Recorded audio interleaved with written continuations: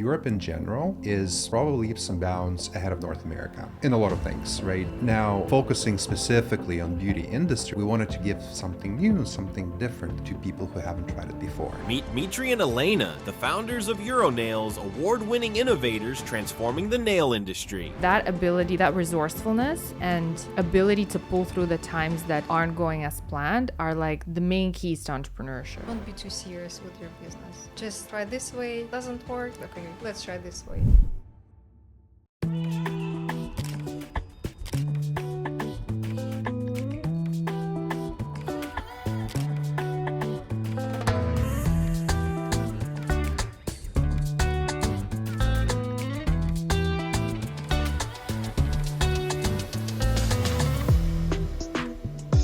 I'd like to welcome everyone back to this week's CATAMANIA episode.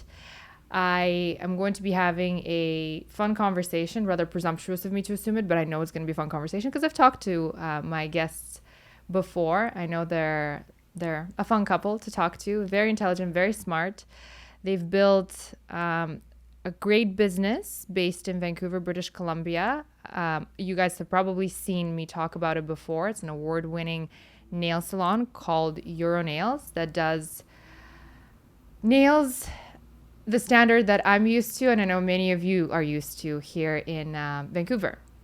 So I'm going to be picking their brain on how they got to where they are, how they were able to build such a business, and how they're able to achieve such a high standard no matter, what day of the week you show up at their salon, and get some value out of it and some inspiration. So without further ado, please welcome Mr. Dmitry and Miss Elena. Hello, hello. Basically my compatriots, former Soviet Union born and raised, right? Let's dive into that part of your story. How long ago did you move here, and what's the story of you coming to this part of the world? Well, I guess story starts with me. Myself and my family, we immigrated to Canada in the early 2000s, actually in the year 2000. So this marks my 24th, soon to be 25th year. So technically, I kind of classify myself somebody who's been born in the Ukraine, but basically raised in Canada, in Vancouver, because I was here since I was 16. Elena has joined me fairly recently, only about 10 years ago.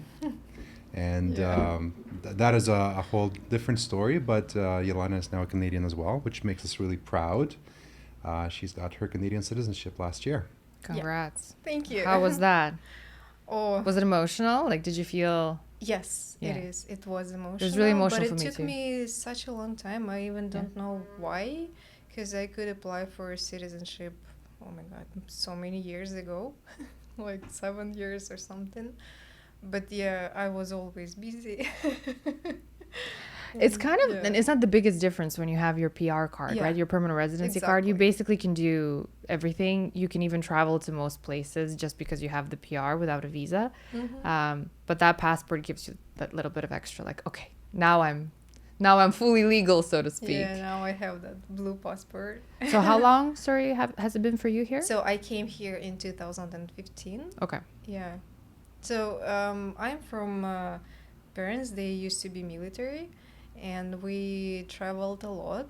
And once I realized that I wanted to live in St. Petersburg when my dad retired. And I moved to St. Petersburg. And Where are you living originally there- from? Well, I was born in Grozny, Okay.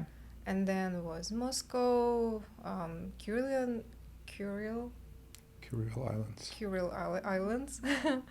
And then it was Krasnodar region.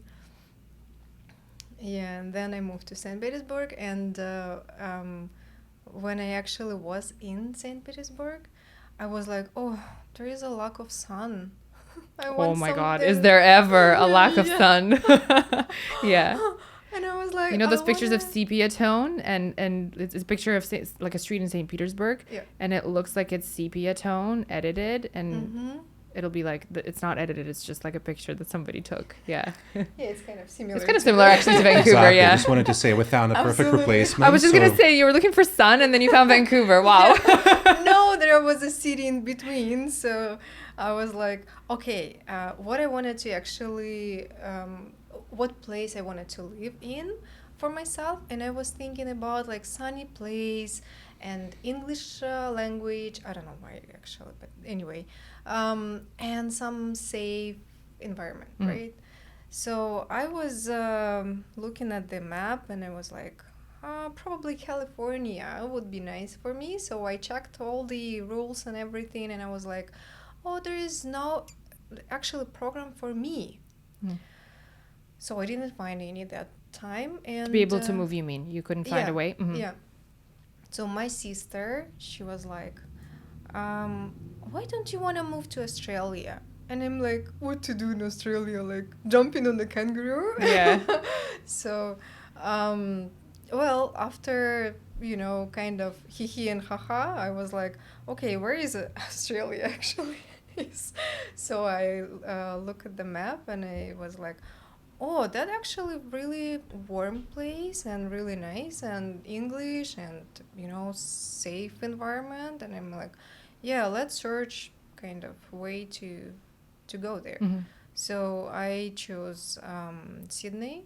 I moved there, and I was pretty happy because I thought I found my own like space where I wanted to live my life. But then I met Dmitry. I love how Hello. it goes. I found a place where I wanted to live my life, but then I found Dmitry. So how did that happen? You went to Australia? It was a very interesting coincidence. I mean, the odds of us meeting were like 1 against, I don't know, a bajillion, because I happened to be there sorting through some personal things. And, you know, in every city, there is a very robust kind of Slavic community. So that was exactly the case, you know, same as in Vancouver and Sydney. Was it in Sydney? Sydney, That's yeah, right. uh-huh. Yeah. So the group of people that I kind of belong to, that's the same group of people that was hanging out with Elena. And that's how we met, totally socially. And we're just, you know, having a meeting, and I guess our eyes met, and the rest is a bit of a history. But interestingly enough, and you can share this story afterwards if you want to develop it a bit more. But when Elena asked me, like, so where are you from? And I said, well, I'm originally from Vancouver. I mean, like, I live in Vancouver. I'm originally from Kiev. But she's like, Vancouver, where is that? I'm like, it's in Canada. And, you know, we just had the Olympics. So Vancouver was all over the news. It was, you know, a major city now, finally, you know, on the map. I don't know, maybe you're playing dumb or something, but totally worked on me. So I'm like, hey, you know what? It's actually a really nice city. I'm proud of Vancouver, you know, lived here so many years. And I think it is, you know, a really cool city to live in. But bottom line here is I told her, said, listen, once you go and visit, you will totally like it. As a matter of fact, there's a lot of areas within Vancouver that look like Sydney and vice versa. So. Yeah, actually. I've heard about that. I haven't been to Sydney, but I've heard about that. Yeah, that it's Two like sisters. Mm-hmm. Totally. So you fell in love with Vancouver? Yes, You fell in love with absolutely. Dmitry first. and then Actually, you're like- yeah, I fall in love with Dmitry first. But, you know, when we met and I asked his plans, like what he wanted to do, and he said that he's going to come back to Vancouver. And I'm like, oh, okay. So, as I was super busy there, I wasn't looking any, you know, relationship or something, because I had my plan and it was kind of very, very busy schedule. So there was no actually time to like for dating or something. And when I realized that he's actually going to back to his city, and I was like, okay, there is no relationship, because like temporary relationship I wasn't interested in. So, and long yeah. distance, you were like, I don't know how this is of gonna work. course. Yeah. And he was pretty strict with his Vancouver living, and I'm like, okay, this is my place. I don't want to move anywhere. So, yeah, I don't see any future there. But then Dmitry asked me to actually go for a date or something, or just let's go get some fun, you know, have some fun. And after that, when I realized that I actually fall in love with him, he was like, okay, you move with me. And I'm like, no, no, no. Actually, if you want to stay with me, you stay in Australia. Because I have like Napoleon's plans, you know? But yeah, we were arguing about this a lot. And you can see who won. So how did you win her So- over? You convinced her to come visit? That was the plan. That was not as easy as it sounds. It did take us quite a while because initially it was really difficult for Yelena to get a visitor's visa to come and visit me in Canada. So we I tried got different. 4 refuses. Really? 4. Oh, wow. Yeah. Yeah, so it took us a couple of different attempts and some avenues to consider, but we were looking at a study program, but at the same time, I just realized that everything was basically futile and I just need to be a man. So we had a couple of interesting kind of international meetups with Yelena. She came and visited me in Kiev. And then afterwards, we had a romantic getaway in Dominican Republic. And that was the trip that I popped the question. And after a couple of seconds of deliberation, she did say yes, which was great. And I guess the most romantic part of our story is that we actually came back to the same hotel and we had our wedding there 6 months after the proposal. Yeah. Wow. So how long was it after you met that you proposed? We were in about a 2.5 year kind of international long distance Yeah, relationship. after Australia, I came back to Russia. Mhm. And You were there on a temporary basis more so? Yeah, Is that- because as I realized that I'm moving to Vancouver, Mhm.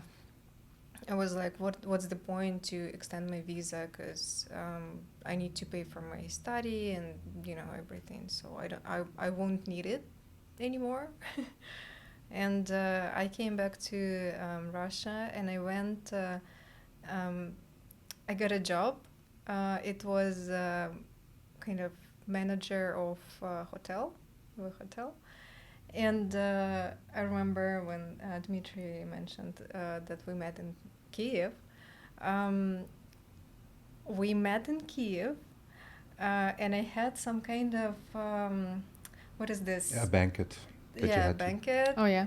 at the hotel. So I had to actually come back, like to do my job, like about 3 days or something, and then we met afterwards in in Crimea. Crimea. Mm. Yeah. So yeah, it was kind of a very long trip, and that time actually Dmitry was talking about like, okay, let's get married.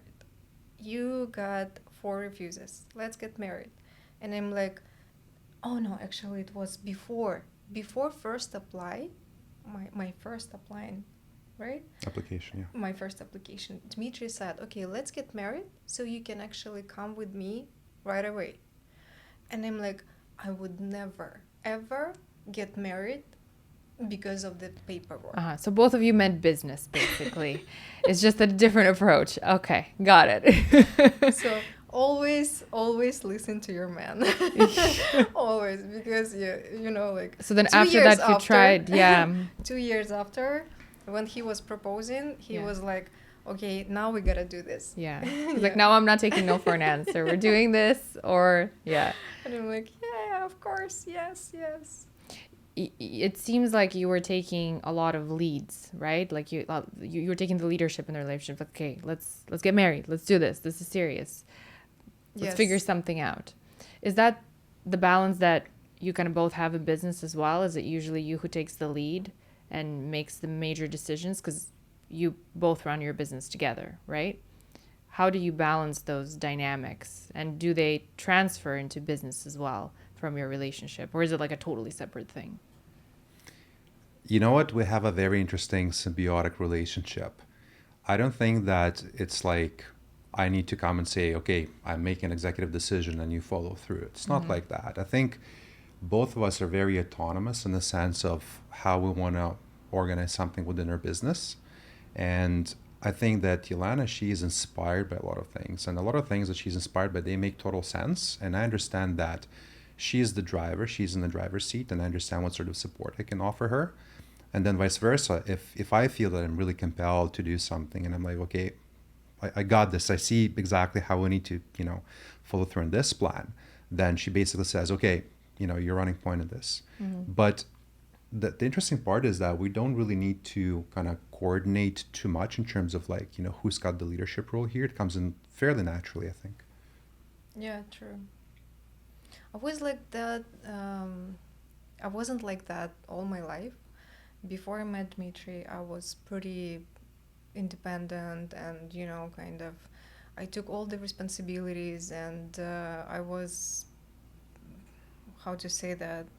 You were in your masculine? Yeah, Yeah. kind of. For lack of a better. My dad always used to say, like, oh, just cut your balls.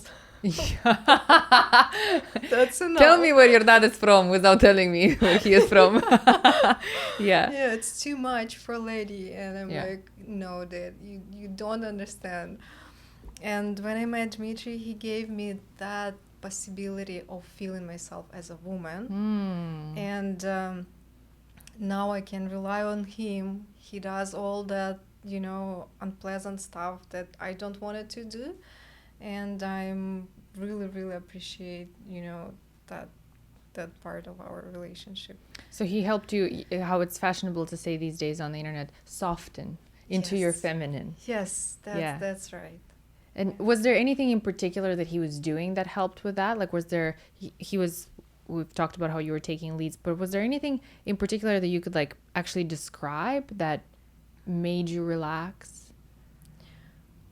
It's the food. It's the food. Yeah. Like making decisions on where to eat or? Yes, Yeah. exactly. For example, when we come to the restaurant and I'm like, he knows all my preferences. Yeah. And I even don't need to open a menu or something, and I'm like, okay, what I wanted to eat tonight. Yeah. And he's like, okay, let's try this one. And I'm like, yeah, whatever the name of, Yeah. the words. So you also Yeah. had to kind of let go, right? You also had to put in the effort and just say, I trust him. Yes, absolutely. Why do you think 100%. because for some women, I was just chatting with somebody actually the other day, it's very hard to do that. Like it's very hard to, because I actually have the same thing. My husband orders for me at the restaurant and some of my girlfriends think it's really weird. And I'm like, it isn't. Honestly, I don't want to think about it. I'm on a date with him. I just want to let him handle it. Like I don't really feel like he knows my preferences. He knows what I like. And very often we share food anyways. So, we'll get some bites together and I trust that he'll make a good If decision. I don't like it, I can always switch. Exactly. It's like an extra plate, basically, right? Yeah. It's Yeah. like you order two Yeah. dishes. Yeah, exactly. But I find that some women, and I've had that too in my life, they have a really hard time letting that go. Do you think that it's sort of like a balance that depends on both men and women, or is it more important than the man is more putting in more effort in that regard? Well, I would say maybe it can happen when you need to control everything. So if you can just let it go. Mm-hmm. And also if you, for example, just think about that, okay, even like ordering food, that, for example, can fail sometimes, right? Okay, this time Sometimes it you can failed. order the wrong thing, right? Yeah, that's fine. Yeah. That's fine. I can handle it. I can live with that, Yeah. right? Next time it's going to be better. Yeah. So, yeah, it depends maybe on the that situation where if you can let it go, or if you wanted to try something new, or if you wanted to rely on someone else, or whatever. I think it's just Letting go kind of control. Yeah. Control. There's a really funny story related to food in Australia. See, when Elena was living in Sydney, she was on a very nice Snickers diet. That was her primary source of nutrients for quite some time.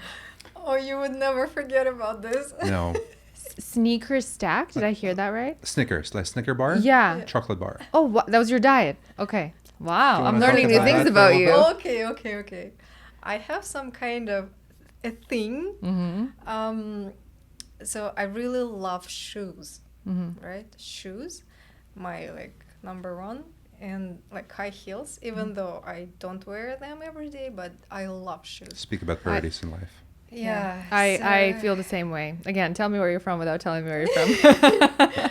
And I remember those days when, for example, I had only like $100 in my pocket and I need to pay rent or no, actually, the money for my rent was always like counted and you know and That's number one priority. because in Australia you must pay like every week, so Oh, you okay. kind of figure your budget like Mhm. every week.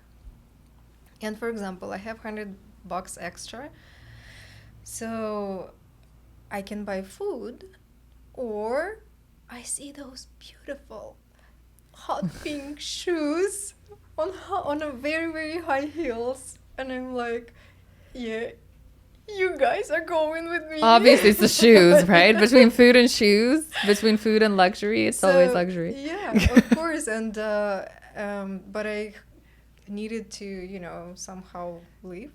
I don't know. So I was buying actually those sneaker bars, Okay. and Dmitry was he was making fun of me every time, like, why are you eating that?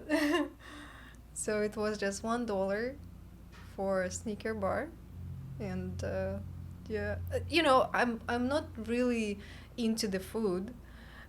For me, it's really important just not to feel hungry, and that's it. I'm not really. You're like, not a foodie? No. Oh, interesting. So you don't prioritize like the very delicious. You don't care what you eat. It's just as I long don't as care at all. Interesting. Just not to feel hungry, and that's it. Of course, when we go to the restaurant, I like, you know, like tasting everything and like whatever, have that fancy good food. Do you kind of pay attention to what you eat? Because you look really good. You look really healthy. So no. Oh my God! Now Yeah, we can. the comment section, if this becomes a highlight reel, is gonna be lit. Look at her; she looks so healthy, and she doesn't pay attention to what she eats. Thank you. Maybe we're all paying attention too much to what we eat. You know, like there's a culture, specifically in North America, of like being really careful about what you eat. But that's amazing. You must have really good genetics. Well, probably it's because I have very nervous job, and yeah, we stress a lot, and Helps you know, burning calories. yeah, really, really. I smoke a lot, and yeah, I drink coffee a lot. Okay. So less sleep, and yeah, as I said, a lot of stress, and when I stressed out, I cannot actually eat. Right. I don't like it just closed, you know. Right. Like nothing goes in my mouth. I would say to our listeners, maybe don't take this as advice per se. No, please. But it's hilarious. You know, I'm just thinking like Soviet advice. I stress a lot. I drink a lot of coffee.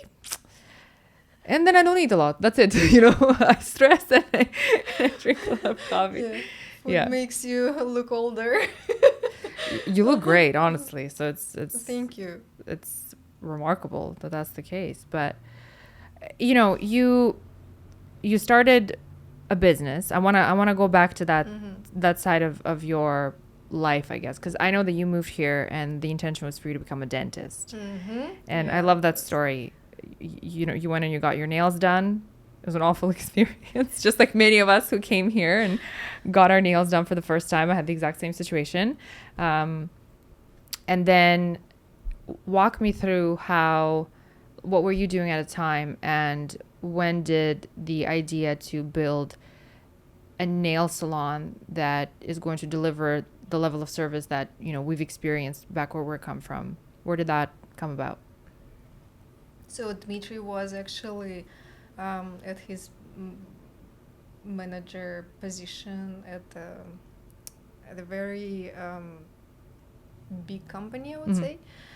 And I was thinking about my future, as I was always wanted to become a dentist from my 17 years old, I would say. And Dmitry said, when I was moving here, he said, "Oh, don't worry about that. I already found a college, and your study is The program will be starting. Yeah, program will be started like in April, so don't worry. When I came here, we went to apply actually to that program, and I had 5 months to do something, to do nothing, I would say, but I couldn't because I used to work like 16 hours per day, no breaks, no days off. Like I didn't actually know how to spend, How to relax, yeah. how to relax, how to spend time on Yeah. your day off. And Dmitry said, okay, you need some English, right?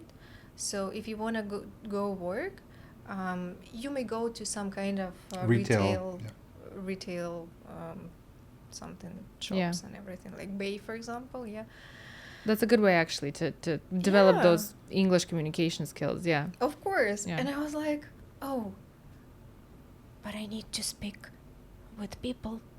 Yep. And he's like, yeah, that's the actual idea. Are you an introvert? Yes. Oh, okay. So I'm actually scared of people around me, and So with a little hint of sociophobia. but I have to talk with I have them. to speak with people, but yeah. There's going to be people there. Yeah. Yeah. And that was the scariest part. And I was like, okay, you know what? I know how to do nails. If I take a small like table, put it in my living room, and I would, do some kind of nails, Mhm. I could spend that time, like those 5 months to wait until my program starts. And so he's like, okay, no problem. How much? The main question in our family, how much? And I was like, probably like $500 to start, right? So to buy some kind of lamps, like some product and Mhm. everything, because I didn't bring anything with me. And when we did our first shopping at the nail supply store, there was kind of Yeah, the first bill was about 1,500, but we were just no at 35. It was 35 first Mhm. one, and then it was like, oh, I need a table. Turns out you needed a lot more than $500. So yeah. And you He was were like, "Oh, you were wow." receptive to that? You were kind of yeah, totally. Yeah. I was playing it very cool at the checkout. I'm like, interesting. Sure. Yeah. So yeah, that was fun, and I felt very, very like motivated, and I was pretty happy at that time, and I was doing nails, and I had my clients, and they were very, very happy, and like 3 or 4 maybe months later, when my program actually was coming, and I was like, you know what, honey, I don't know if I wanted to actually go to that program, to that school. Maybe let's open a salon. And again, Dmitry was like, okay, how much? And how much it would bring us. Yeah. And I'm like, I have no idea. I used to have my salon in Russia, Mm-hmm. but this is completely different. This is absolutely different story. Having a business in Canada, oh my gosh, it's kind of 100 times expensive, and like other paperwork, and oh my gosh, It's a whole other story. Yeah, for all sure. the documents and everything. And so yeah, we risked it, and I don't know why he always supports my ideas. Like That's a really good instead of- husband. If there was a husband award, I would say you would have received a couple by now. The supportive side of, I guess supporting your wife in their endeavors. But I think you guys seem to be supporting one another, By supporting her in exchange, it seems like there's growth for him. And Dmitry, you had to give up your career in the corporate, is that correct? To transition to that? It was a choice, right? Mhm. Basically, it came to a point where in the early stages of the business, I was able to, basically treat that as, a side gig. Mm-hmm. But, as the business grew to the level it is today, I kind of realized that the operation side became a lot more complex. And if I kind of let it slide, there's, daily activities that need to be done. There's things that need to be planned or projected. And there's certain things that will be probably unfair to my employer at that time, where I needed to take, very long times off and kind of deal with this. And then they knew, and they were very supportive and appreciative of the fact that I do have a family business. So essentially, before we were opening up our second location, the one here in Yaletown, that's when, we sat down, we thought about it, because, having gone through experience of, opening up several locations by now, we had an idea, what would that look like? And I said, listen, that's going to be a big project, right?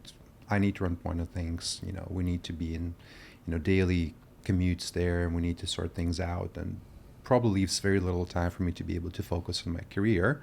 And I had a really good run, with my career, I think I kind of reached a level I was really comfortable saying, done. You did a good job. Done, and I can kind of, move on.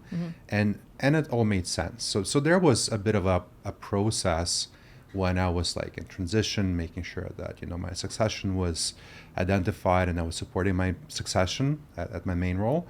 And at the same time, I was kind of focusing a lot more on business, and we're making our plans for expansion and, developing our team, because, we were doing daily interviews. We were, doing daily meetings with our contractors, and there's a lot of back and forth. So all of that would be totally unfair to be kind of left on Elena by herself. I couldn't do without And in the beginning, it was only you. You were the only one who. I got so excited, I went over the microphone. In the beginning, it was solely you doing it, and Dmitry was supporting as he could.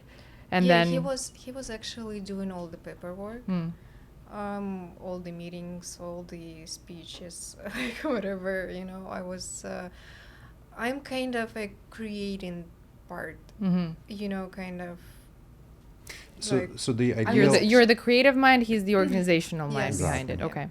Yeah, basically the way we kind of divided, responsibilities, and it's not permanent, right? It's how we approach any sort of task at hand. Is Yelena has a really good sense of aesthetics in general. Starting from understanding the process, understanding the industry. She's been in the industry for a very long time, and she's lived it, evolve. And I from can my vouch to side, that. The aesthetics look really great. I've been to Yaletown studio here, obviously. Not studio, sorry, but salon. And the aesthetics look really great. All the you. designs and stuff, yeah. that's for sure. totally Elena, right? She Yeah. basically is the heart and the soul, and she focused on all the little things. Everything's from standpoint of both our customers, how they would perceive it, how they would enjoy this experience, but also there's a lot of thought put in place in terms of how would our staff members, what functions they need to do, what sort of things they need to have. So the space is very organized around the work process. Yeah, as I used to be a nail technician so many years, I know all the things that can bother nail technician, and I was trying to build everything as much comfortable as I wanted to be for myself. And everything must be perfect, especially when for example a client, you can see everything what's around you, right? How nail technician is doing the stuff and everything, and so even that part must be kind of very professional, Yeah. very nature, very Yeah. Well, I like that you mentioned that you cared a Balanced. lot about how the technicians feel, so your employees, not just how the clients feel. Because if the technician doesn't feel good, if the employee doesn't feel good, how Yes. can they deliver a great service to the client? it must be both sides. It's a really great point to focus on. It's like, hey, we must make sure that the technicians and the employees are happy. Yeah, Yeah. exactly. And what was the point? So you first opened your first studio, and how long did it take from that point until you were like, you know what, this is going to be a full-time thing now, so I need to transition into business fully? Yeah, so Urinails as a project is 7 years old very soon. And so if we kind of fast forward through, Yelena's, work and home stage, which was fairly short. It was about a year and a half And then we basically started looking for a space, which was, a project by itself. We actually started looking for a space 5 months after I started like doing it at home, because my main goal is never was like sitting at home and doing nails, because that was kind of my shady part of my story. I don't like to share it actually, because it was never my goal. It was like a transition period for you to, and I sat at home only because I didn't find a salon that could actually hire me. Right. So we were actually knocking at the door of each salon, just to see if they can take me, and I was getting like rejected all the time. Why? Because you were too good? I don't know, like, If I may say, dare I say. They were like, no, you're gonna outdo everybody. No, I don't know the reason. Russian manicure as kind of thing was like nobody knows about that Right, it's time. like fairly 'Cause it recent was, development, right? Yeah. 2015. Yeah. So nobody would understand what I'm doing actually, and they didn't give me any job. So I found Russian salon. There was a girl that she had a salon, and I just started speaking with her, and I'm like, okay, can you please give me a space in your salon? And she's like, I don't have any like available table, like I don't have any clients for you. And I'm like, okay, give me your like day off, like that day. Mm-hmm. So I would come on a day off, open a salon, sit there, but nobody would show up because everyone knows that the salon is closed, right, this day. So I was doing it probably like a few months or something, and that's how I actually came up with the idea to start doing it like from home. Mm-hmm. And after that, when we started, like maybe even less, maybe even like 4 months after, I was like, you know what, you can see my clients, they are really happy. Mm-hmm. They're extremely happy, and like I would be very unique here because nobody provides this service here. Mm-hmm. And that lady actually closed her salon, and she came back to her original country. Mm-hmm. And I was like, yeah, I can see your nails here. Like, I really, really believe in this idea. So we started to actually look in our space, and we found one right away. And was it for you to do nails, or was it an investment to hire others and teach them at that point? I taught students, and I already had a few girls that wanted to work with me, but I couldn't actually do out from my living room, right? Yeah. So I was like, okay, let's wait, and I'll find, a space where we can work together. And they were pretty excited about this. And when we found a space, but like that landlord, he was, I don't know what was going on, but he was kind of constructed. Yeah, Oh my so gosh, sorry. the property that we were supposed to move into was under renovations for a really long time. Mm-hmm. So effectively, they could not let us occupy the space. So even though we actually signed a lease with them, we could not, be tenants in that unit for more than a year. Oh, okay. So, So which we were which waiting. basically kind of put a bit of a hamper on our plans, and we had to adjust to the situation, be as it may. But in the end, it all worked out. So essentially, the origin of the first Euronail salon is that after having gone through all the renovations, all the permits and everything, we opened the doors to our first studio. It was in December of 2017, just before the New Year's. And then we had our formal grand opening. It was in February of 2018. And again, we had to kind of start really small. So essentially it was, basically Elena and Yulia, who's one of our senior experts in our staff. She's with us. So it was two of them working together. And Yeah, a then few other girls. Yeah, and we started to grow very, very quickly because of the unique service and kind of The quality kind of spoke for itself. quality, Yeah. yeah. And we were actually about to look into another location, and we started to look for another location. It was 2019 beginning. So Beginning. you were just getting so busy that you were like, okay, we need another location. Yeah, we need Okay. to grow, and we started to look at in Vancouver, because our original location was in New Westminster. Yeah, just a little bit, like it's like a suburb of Yeah, Vancouver. Mhm. Yeah, and okay, we need to open up a salon in Vancouver, and we started to looking, and our landlord actually contacted us, and he was like, "Hey, are you going to extend your lease, or you going to move out?" Mhm. And we're like, "Okay, when it is?" And he's like, "In November 2019. 30th, like the end of Mhm. November, and 19th, 2019."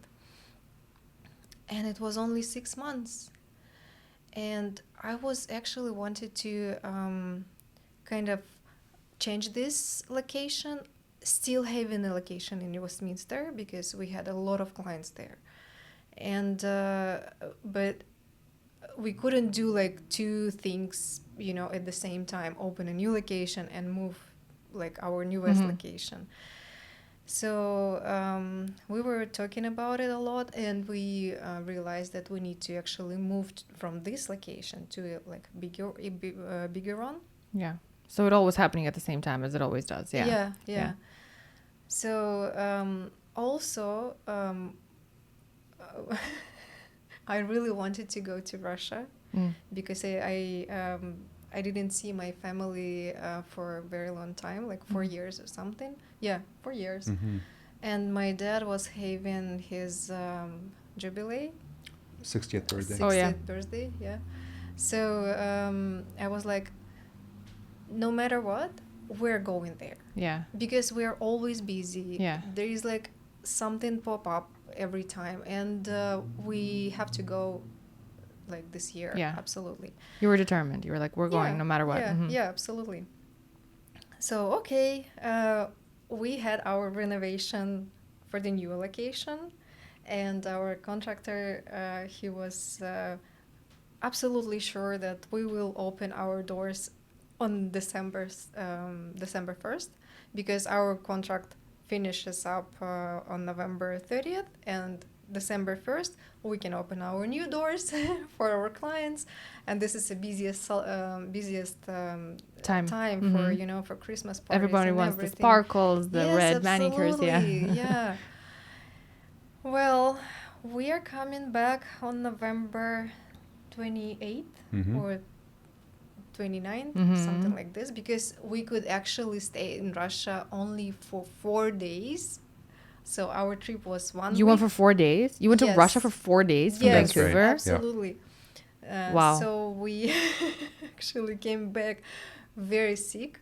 Nobody knew about that new Oh, no. new COVID thing. Yeah. So we got it first. It was before the COVID thing. Because of Yeah. the I lost all the sense. Oh, really? Yeah. Oh, so you actually had COVID. Yes. Oh, wow. Yes, exactly. So we came back, and nothing is ready. Nothing is course. ready. Yeah. So it took us 12 extra days Yeah. to operate from other business.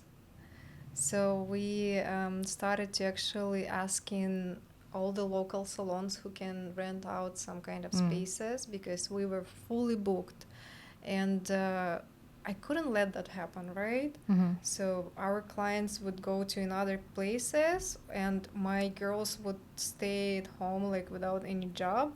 And I'm like, no, we gotta do something. So we started asking other salons if they can fit us in, and they were rejecting us. I don't know why. Like they were Probably because they knew that if they rent the space, then They're you're like, gonna. That's it. "Your Like the other nails?" people are probably gonna be like, what are they doing there? What kind of nails is that?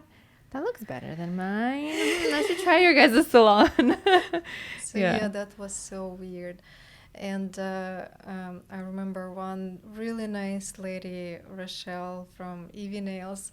Rochelle, we still remember your kindness and your support, and really thankful for your like Help.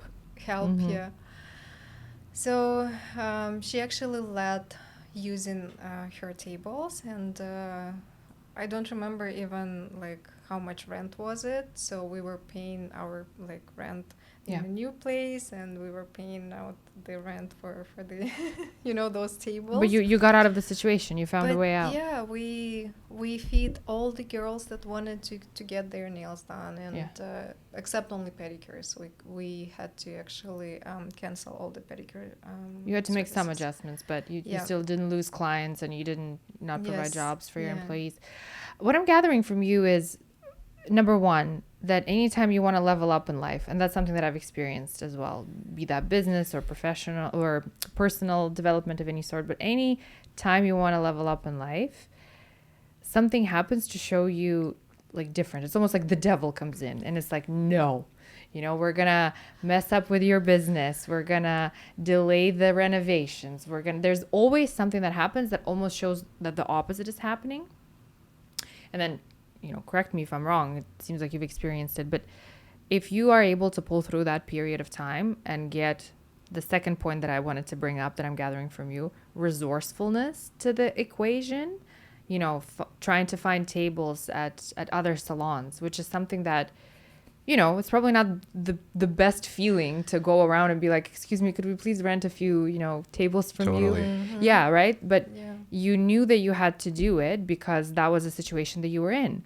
So I feel like, and again, tell me if I'm missing it and tell me if you agree, but that ability, that resourcefulness and ability to pull through the times that aren't going as planned are like the main keys to entrepreneurship. Right? Yeah, absolutely. I think the adversity that we've faced so far over the last 6 years definitely made us resourceful. And you always need to look for creative solutions out of a situation because you just never know, how things are going to turn out. And I think the really cool about our perception of all these experiences is we had no idea that was like our first time dealing with these difficult situations, even that move at, a 12th hour during Christmas.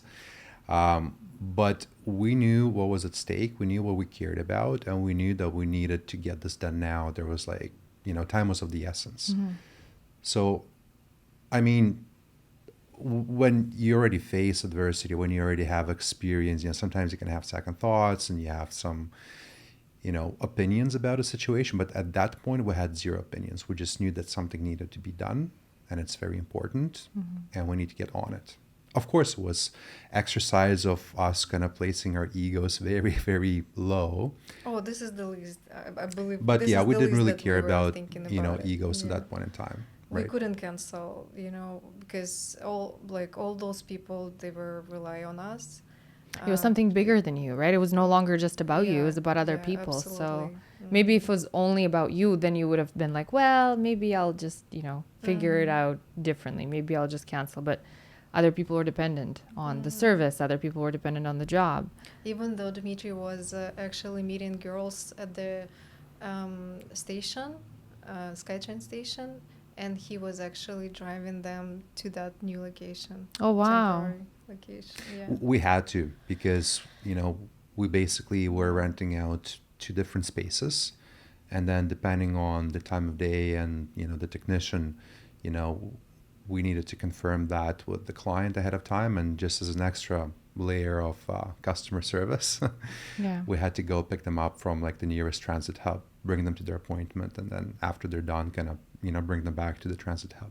So you were the driver, the business owner, the planner, all the hats. You wore all the hats in that situation. Also, another thanks to our actually current girl that she's working with us too.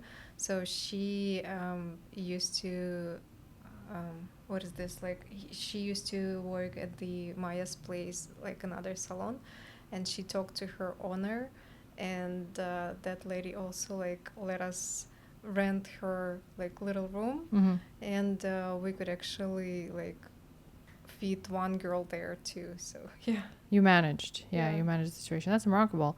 One thing that you said that I caught on to and want to just mention is you said if you knew the risks in advance, you would have probably hesitated more. So it's almost sometimes better to just have no idea how to do it, just do it, because Yeah. then you actually have no choice but to figure it out and Yeah. not think about it too much, but go for it and figure it out. Mhm. So it's almost like if you're thinking of doing something, just do it. You don't need to know how to, because you're going to have to figure it out. And if you knew how to, you might have second thoughts and doubts.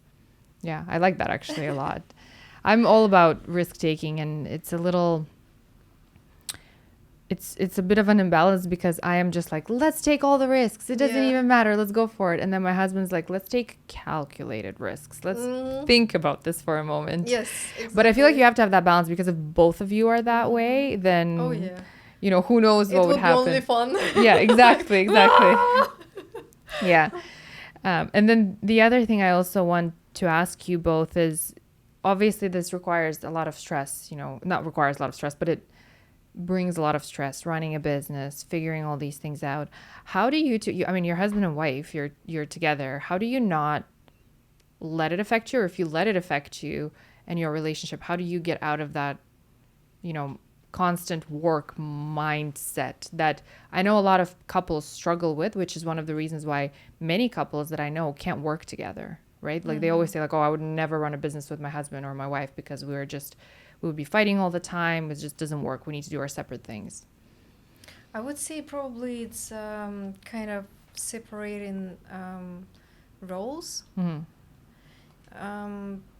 I believe this is the main thing in our relationship because, for example, when we talk about business, we are talking about something, you know, and we're in a business role mode. Yeah. So, business partners. Mm-hmm. We're business partners, right? If we are, for example, somewhere like social gathering or something, so we are a couple there. Right. And in the bedroom, of course, we're lovers, right? Mm-hmm. So we don't mix all those roles.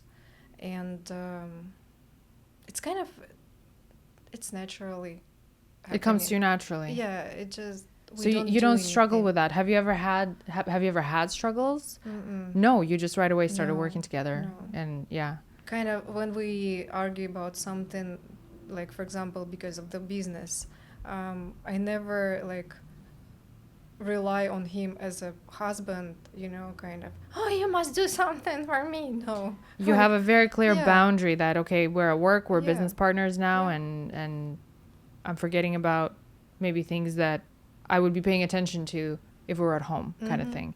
And it came naturally to you. Yeah. Wow, that's actually remarkable. only maybe if I wanted to do something, I don't know, open another location or I need to have some kind of approach, right? Right, a different approach, So yeah. I'm approaching as a wife, Yeah. but that's it. Yeah. Mhm. Different communication skills, I guess, Yeah, that you kind of. bring to the table. Did you want to open another location? honey? Different approaches. Yeah, I think experience has to do a lot with it, Christina. I think what you're looking for is, you know, obviously we were new at this. We had to kind of figure it out on our own. We only had each other to kind of rely on to kind of figure this out. So we had to like trial and error, you know, figuring out our relationship as well. But at the end of the day, what really mattered is we understood kind of it's just the two of us. If one fails, that's it, you know, game over. So you kind of realize that from individual effort point of view, you got to be all in, because if you're not, it's not going to work. I think that's probably the biggest motivator here. Yeah, so you guys knew that you have to stand behind each other and figure out how to do it. Otherwise, do you guys ever fight? Of course we do. We're Yeah. humans, right? We have our own ways of, you know, going through conflict or I don't misunderstandings. take it seriously. You Yeah. know, honestly, even though I can be very angry at him, it's kind of you know that the Theatrically. foundation of your relationship is the same, right? Like Yeah. the values that you have. I always say that, like, I also fight with my husband, but no matter how frustrated I can be with him and he is with me in the moment, if we go back to, hey, we're actually like going into the same direction, the foundation of our relationship, the values are the same. We're on the same page. So this problem that we're experiencing, it's just a problem that we're experiencing that we're going to move past. It doesn't have to be, you know, a big deal. But we need to fight, right? You have to. You cannot skip this part, right? No. This is like I the think greatest part, I would say. Well, I think I learned recently that it's actually like literally the most normal thing to fight with your partner, because it's kind of like where the point of growth happens in many ways. Obviously, it has to be in a civil way, you know, people fight differently with each other. But I used to think that, like, well, an ideal relationship means that the husband and wife never fight. And that is so far from the truth. I have a friend who's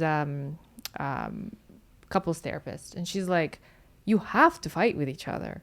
You have to, because otherwise, if you don't fight, there's no polarity, there's no emotion. It's very weird. And I thought about it, and I'm like, that's actually so true. That means that everything is just the same all the time. That makes no sense. So I think you have to fight with each other. Yeah, absolutely. Yeah. Please totally. don't fight after this, but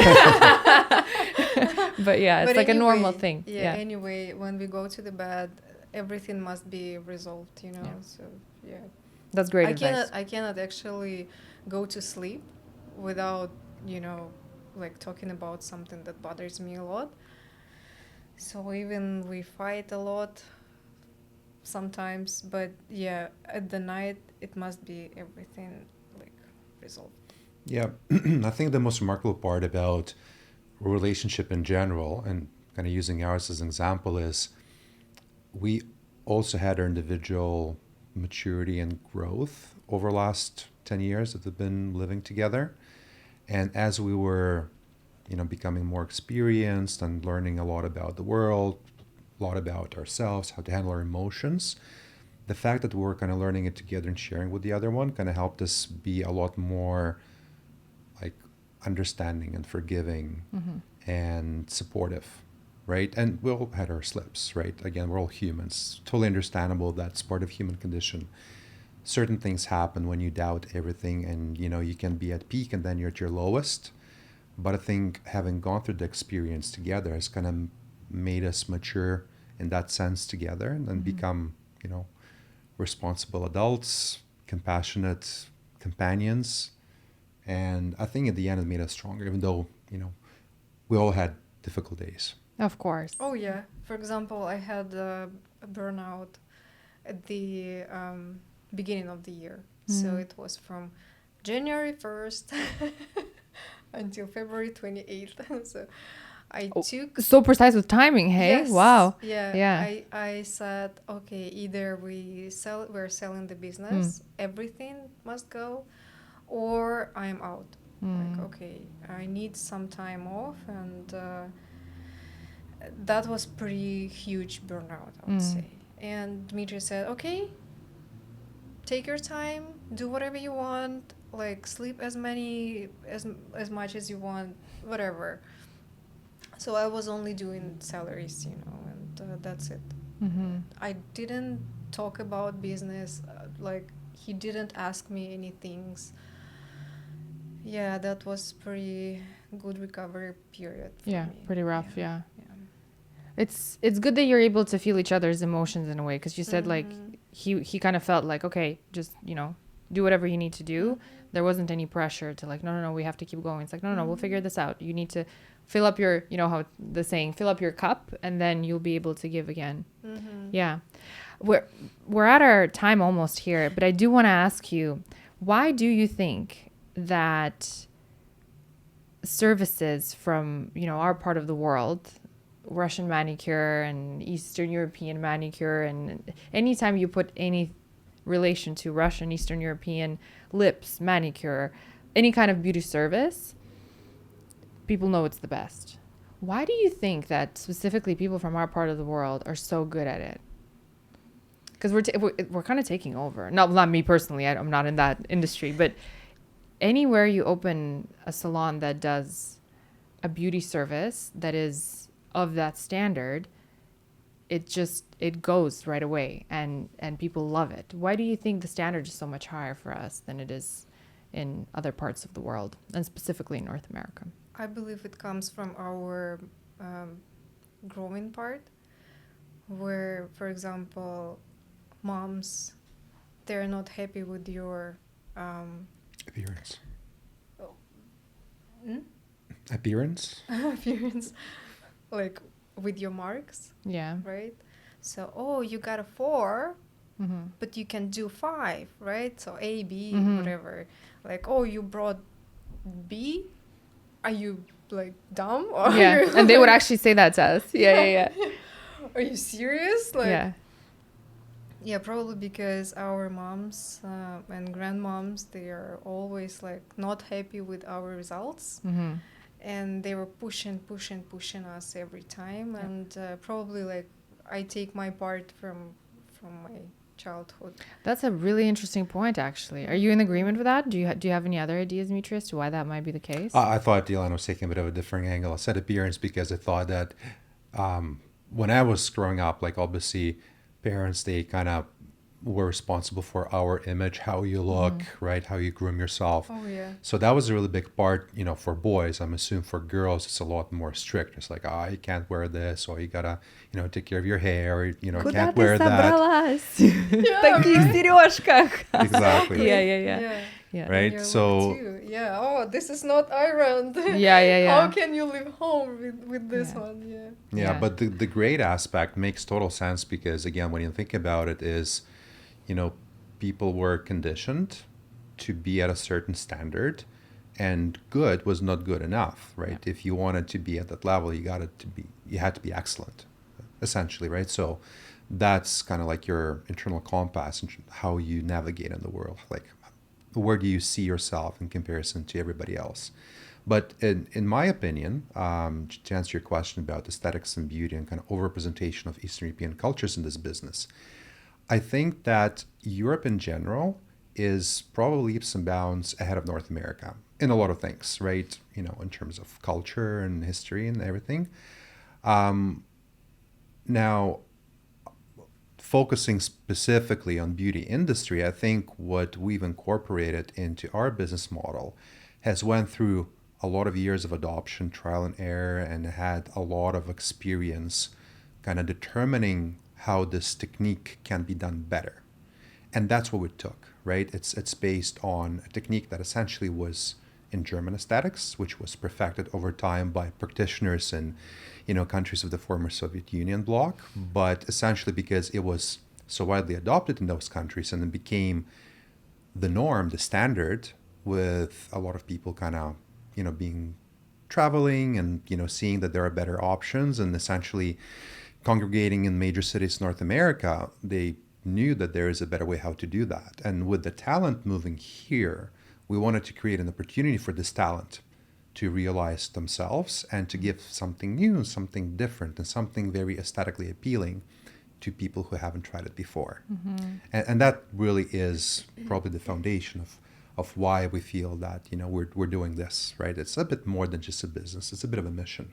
Yeah. Also, we really care about health, right? Because we do it a long time, right? And we need to see that our clients' nails, they're healthy, and because it's not kind of a short relationship term, right? We see this client every month, and we can see what's going on with their nails, and we wanted to keep the health, right? At the same time, we wanted to show the beauty of their nails, because every nails, they're different, and we wanted to show up the good parts and hide the bad parts, yeah. right? Yeah. So this is all about harmony and balances and kind of aesthetic appealing. Yeah. So Yeah. It's kind of, and we're also cuckoo picky, so Yeah. The cuckoo picky part is I think what is getting our standard of services. So how do I put it? It sort of outshines the rest. Not to say that everybody else is doing it badly, but it's like a brand, like European nails, Russian nails. It's a brand in North America that is, the second people see it, they're like, whoa.